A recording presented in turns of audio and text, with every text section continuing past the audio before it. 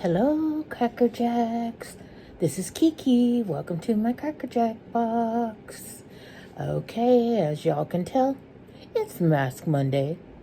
Actually, it's Sunday, but it's for Mask Monday. You get the gist.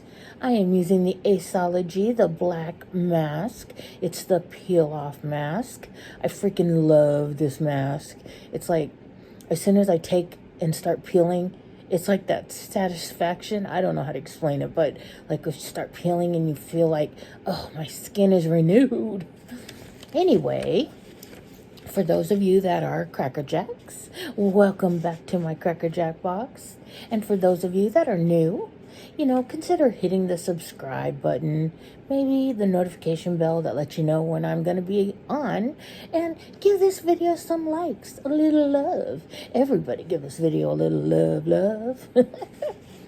So, it's a Mask Monday, and I was trying to think, because I like to watch everybody's Mask Mondays, and some people do their housekeeping part, and some people talk about what they're doing for the week, and for me, I like to do something fun and something educational kind of at the same time, you know what I'm saying? So what I decided to do was I was putting on my mask and I was thinking, I wonder when face masks started. I wonder what they started with. And it just I fell down the rabbit hole, I'm not going to lie. So anyway, I'm going to talk to you about face masking, when it started, what they used to use, how it ended up the way that it is now, and hopefully that's something y'all will be interested in. So originally, I looked up the history of face masking, and it goes back to the time of Cleopatra, which y'all don't know, but I have this obsession with Cleopatra. I don't know why. It just has always been that way, and Egypt and ancient Egypt, and anyway, and I love the history. So anyway, back in that time, they used to use mud masks, which is similar to what I've got on right now, and the mud mask would draw out the toxins and the impurities, and then she would use an egg white mask that would tighten and firm the skin. And so back in that time, they were all about beauty and what they could do to preserve themselves and so forth. So then once I started reading about Egypt, it led me to those historical women in India. And it turns out what they used to do is they used to take coconut oil and they used to mix in some turmeric, and then they used to put that on their face, and it would soften and clarify and all that.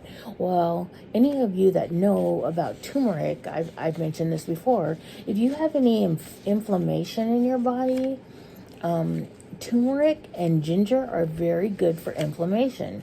You can make a tea, you can put turmeric in your food. There are actual capsules that have turmeric. I know, believe me, I've researched all this stuff because of my conditions. But anyway, so that is what they used to do in India. And they called that urban masking. And then the Chinese used to use pearl and jade and ginseng and lotus. And they used to use that to do their masking. And so I thought, well, that's pretty interesting. And that explains some of this stuff and how masking has evolved. And then in the African culture, they used to take palm oil, and that's what they would put on their face to soften and cleanse their face. They are all, let's see, I'm sorry. I'm trying to read some of this. They are all... Oh, those were all considered wet masks. Like the peel-off is not a wet mask. It's not considered a wet mask. The peel-offs, they originated from the Romans and the paraffin wax. And any of you that have gone to the salon who have done the wax with your hands or anything like that, that's like a paraffin wax. And it'll come off. It feels so good on your skin. It's awesome. Well, that started with the Romans. And they basically would use wax and they would use gauze. And then they would put the wax on. They would wrap the gauze and they would peel off the gauze, and that's how you got the peel off. So then once I started reading about that, then I started reading about other masks, and some of them you're going to be like, seriously? And I'm going to be like, yes. Anyway, so in the 1920s, that's when they discovered clay masks. And for dry skin, clay masks are not good because they are extra drying. So if you have oily skin, clay mask is good for that. And then in the 1930s, they used meat masks. Yes, like literal ground beef type masks, that kind of thing, on their face. And it wasn't just for a little bit. It was like overnight they left these meat masks on. Could you imagine? Could you imagine having hamburger on your face for like the whole night? Ew. But I guess it was supposed to be really good for their skin. Okay, so then fast forward to the 1960s, and we get colorful masks, and we get peel-off masks. Wah, wah, wah. Anyway, so that lasted until the 70s. And then in the 70s, they were all about nature. Okay, so they were moving towards the nature stuff. So it's like papaya and avocado. Let's see what else. Papaya, avocado, honey. Honey was a big one. And that was the 1970s. And then when you got to the 1990s, so we're fast forwarding past the 80s. So I guess that was all still in the 80s. They started with the lactic and the glycolic, I think that's how you say it, masks, which were all about, basically those are all about microdermabrasion type of masks. They're like taking all the dead skin off and so forth. And then they were also, that was the time when they started the eye gel masks, you know, like the ones that are cooling that go under your eyes. That started in the 90s. And so fast forward to now, and I was really shocked actually, but I shouldn't be. The Koreans started with the sheet masks, and it is an $8.8 billion industry right now. Sheet masks, facial care. Yup. So, I thought that was pretty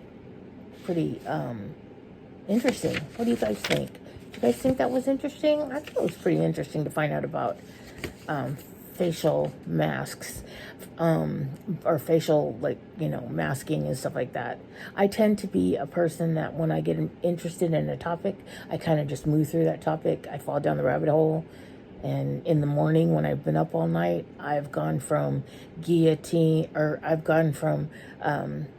Marie Antoinette to guillotine to France, blah, blah, blah. And down the road. That's me. So, I thought I would also use this Mask Monday as an opportunity to give a little bit of like explanation, like housekeeping stuff or whatever. I just wanted to give you guys an idea of some of the things that are going on. First of all, anybody that's won a giveaway from me, if you haven't already received it, I will be getting my check on the 22nd of June, and that's when I intend to send out all of the giveaway packages. I think I have 3 or 4.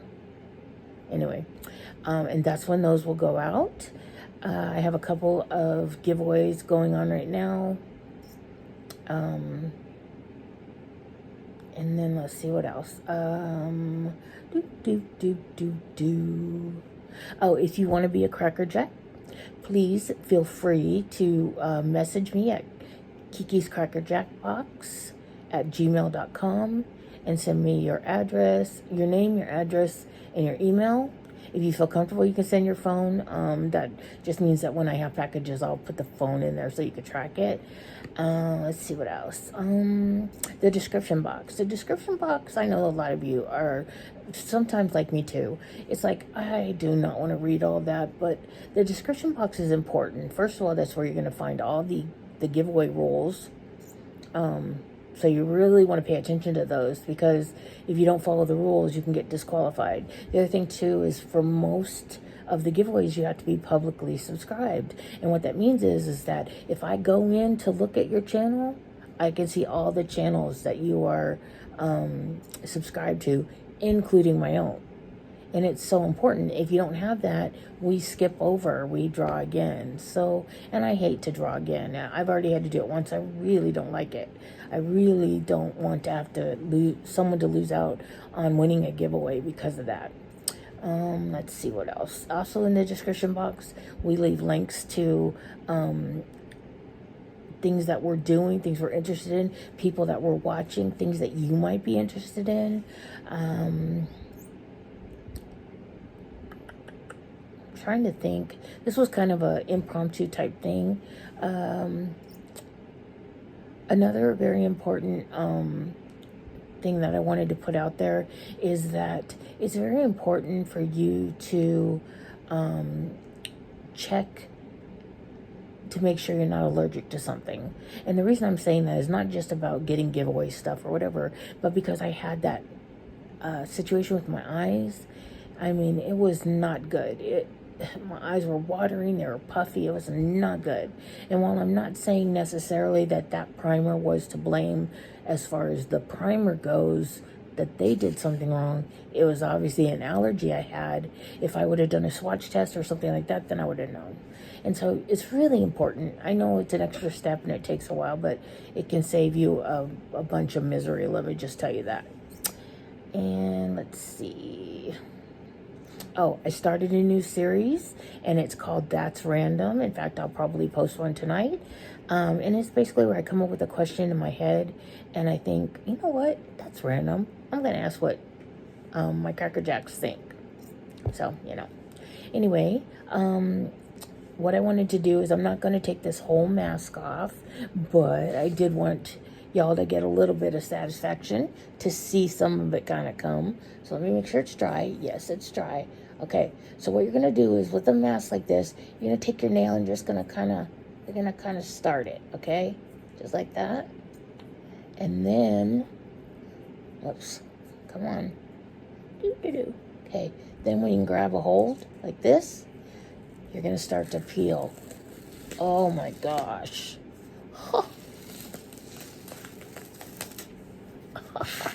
Oh, that was so satisfying, and I almost got it all off.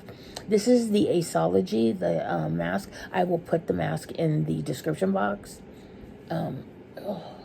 This is just amazing. It feels so freaking good. I can't believe that whole mask came off almost in one. That's kind of like when you peel an orange and you can get it all in one. Oh, so satisfying. And my face feels amazing. Oh, look at that. I got a little bit going on up here. That's okay. These are just a little bit of, you know, oopsie gootsies. I call them oopsie gootsies. Anyway, okay, well, I hope you guys are all having a wonderful Monday.